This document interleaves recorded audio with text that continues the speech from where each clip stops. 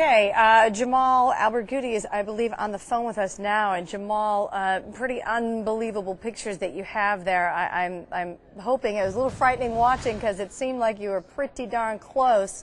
We first heard a series of shots. We see the officers.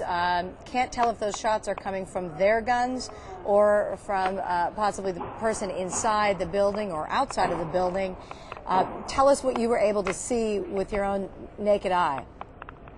Well, the first thing I saw is when the policemen started taking their guns out, and then I knew that this was serious. I really didn't hear anything about the shooting that happened in AJ, but when I saw the guns, I knew that it isn't another bomb threat.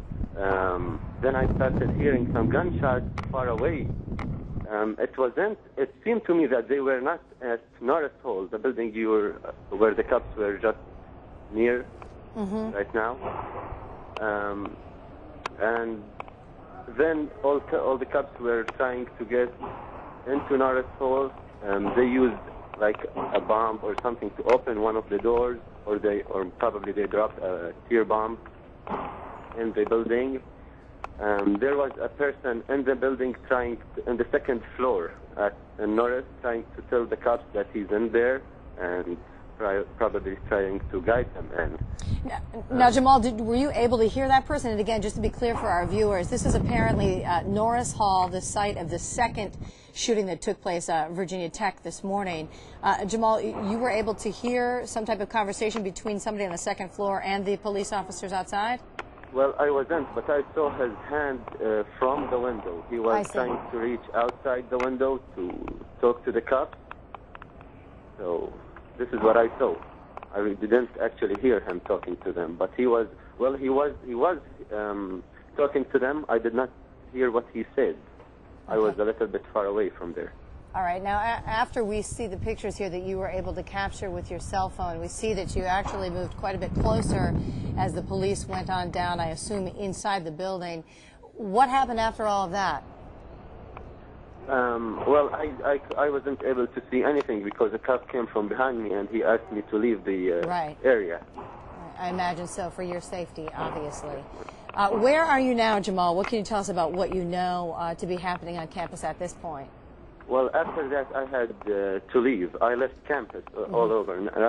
Right now, I'm at my house, away from campus. Yeah, and you had mentioned, just to be clear for everybody, you had mentioned that you thought initially you were not aware that there was actually sort of an event going on, if you will, and that there had been a shooting at a different building earlier in the morning. You had thought this was another bomb threat. You're about the third or fourth person that we've heard from now where the campus had been dealing with some bomb threats. Yes, this is the case. I actually didn't even check my emails in the morning. I had to go talk to my advisor, Dr. Sanger, in Patton Hall. And I was trying to get into Patton Hall while I was around 300 feet. Patton Hall, just for you to know, is not that far from Norris Hall where the shooting was happening. And when I was around 200 feet away or 300 feet away from Patton Hall, a guy with probably a professor or someone in Patton Hall, he was shouting to everybody walking outside Patton Hall, telling them, leave the ground. Now, I didn't understand how can I leave the ground, but he was... take cover, in other words. Right. Yeah, and also just... go ahead. I just turned around and left.